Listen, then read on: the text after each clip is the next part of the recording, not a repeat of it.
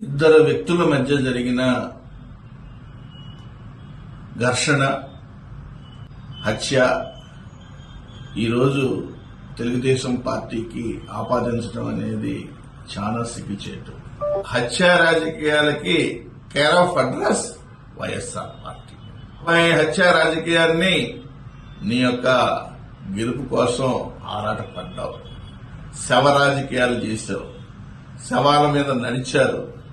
ఈ రోజు కూడా ఒకటే గుర్తుపెట్టుకోవాలి, పరదాలు కట్టుకుని 5 సంవత్సరాలు తిరిగావు. ఈ రోజు ప్రజలు గుర్తుకొచ్చారు, ప్రజల విజ్ఞతతోటి నిన్ను ఇంటికి పంపించారు.